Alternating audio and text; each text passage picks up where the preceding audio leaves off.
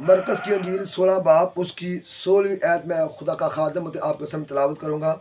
खुदा के कलाम में इस तरह लिखा है, जो ईमान लाए और बपतिस्मा ले वो निजात पाएगा, और जो ईमान ना लाए वो मुजरम ठहराया जाएगा। खुदा के पाक कलाम के पढ़े और सुने जाने पर खुदा हमें बरकत बख्शे, आमीन।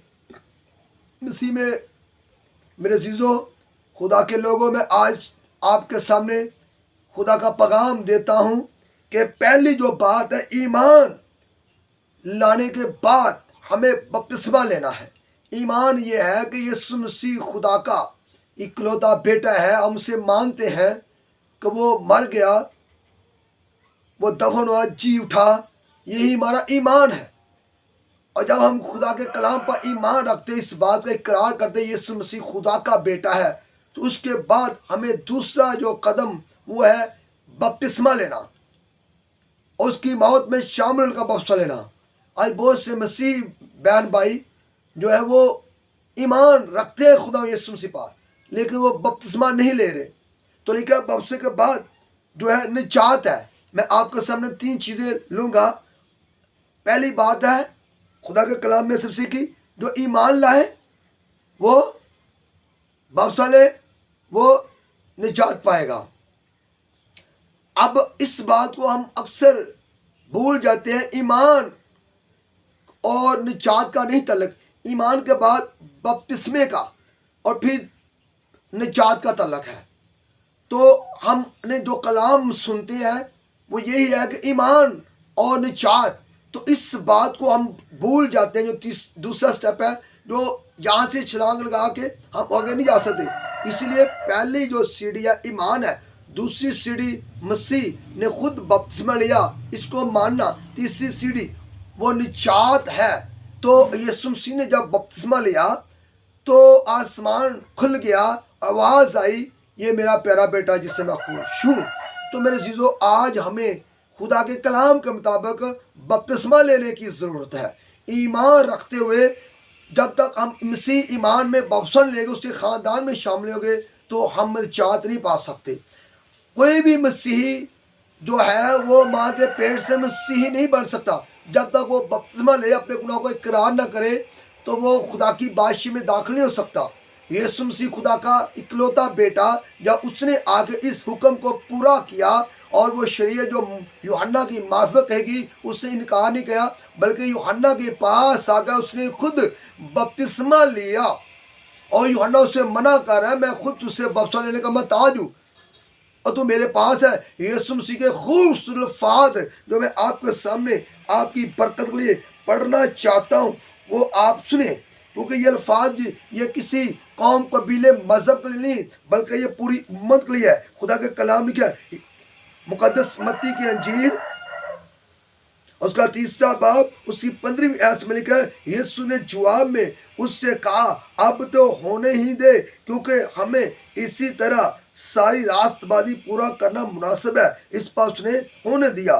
और यीशु बपतिस्मा लेकर फिर पानी से ऊपर गया, और देखो उसके लिए आसमान खुल गया, और उसने खुदा के रूह को कबूतर के बने उतरते और अपने ऊपर आते देखा, और देखो आसमान से आवाज़ आई, ये मेरा प्यारा बेटा जिससे मैं खुश हूँ। तो आज मेरे जीजो, अब जब आप खुदा के इस हुक्म को पूरा करेंगे, आप बपतिस्मा लेंगे, नए से पैदा होंगे, तो मैं खुदा का खादम से ऐलान करता हूँ, आपके ऊपर आसमान खुलेगा और आवाज़ आएगी, ये मेरा प्यारा बेटा है, ये मेरी प्यारी बेटी है जिससे मैं खुश हूँ।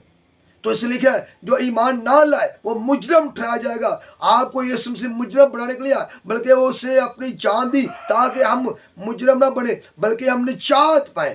तो मेरे अज़ीज़ों, आज इस कलाम को कबूल करें। अगर आपने बपतिस्मा लिया, आपने खुदा के कलाम को कबूल नहीं किया, आपने तौबा नहीं की, तो मैं खुदा का खादम थे आपको ये कहना चाहता हूँ, ये खुदा का कलाम है, इसको आपको मानना होगा। आप तरह की जितनी भी तालीमात ने आपने सुनी है, लेकिन यीशु मसीह से कोई बड़ी तालीम नहीं है। यीशु मसीह इस पाक हुक्म को खुद मानते हैं, खुद उन्होंने बपतिस्मा लिया, पौलुस रसूल ने बपतिस्मा लिया, खुदा जो अबशिया उसने बपतिस्मा लिया, रसूलों ने बपतिस्मा लिए, 5000 की जमात ने बपतिस्मा लिया, 3000 जमात की जो है उन्होंने भी बपतिस्मा लिया।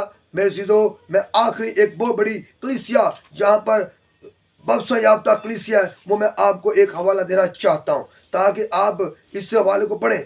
ये कलाम है, इसमें हमें पढ़ना है, समझना है कि हम किस तरह निजात पा सकते हैं। यहाँ पे 3000 लोग हैं वो बपतिस्मा लेते हैं, और वो लोग, इनमें बच्चे नहीं हैं लेकिन आदमियों का जिक्र है। अमाल की किताब और उसका 2 बाब, इसमें लिखा है 41 में लिखा, बस जिन लोगों ने उसका कलाम कबूल किया, अब लिखा है जिस कलाम कबूल ईमान, उन्होंने बपतिस्मा लिया, उसी रोज 3000 आदमियों के करीब उनमें मिल गए। हालेलुया। ये 3000 पहली जमात है जो पाक कलीसिया बपतिस्मा याफ्ता, ये है तौबा याफ्ता है।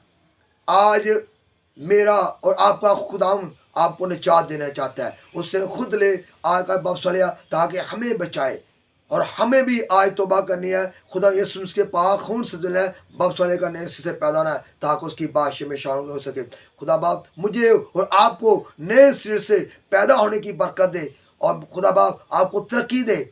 और अगर समय नहीं आई तो आप कलाम में से और हवाला भी पढ़ सकते हैं। मैं खुदा का खादा आपको ये बताना चाहता हूँ, आप कामयाब होना चाहते हैं को मसीह में जन्म लें। जब उसके बेटे बेटियां बनेंगे तो यकीन जाने कलाम में आप जन्म लें, तो यकीन जाने तौबा करें, फिर आप खुदा की बादशाह में शामिल हो सकेंगे। तो खुदा बाप मुझे और आपको इस पाक कलाम के वसीला से बरकत दे। तो मेरे जीजो, मैं खुदा का खादम होते आपसे मिन्नत करता हूँ, खुदा के कलाम को गैर तौर पर पढ़ें, सुने, ना कि इधर उधर तलीम को देखें। सबसे बड़ा जो उस्ताद खुदा का कलाम है, कोई बिशप, पादरी, फादर नहीं है, बल्कि हम इस कलाम की सच्चाइयों को देखें। जो कुछ कलाम में लिखा है वो करें, आप कामयाब होंगे। खुदा बाप मुझे और कुछ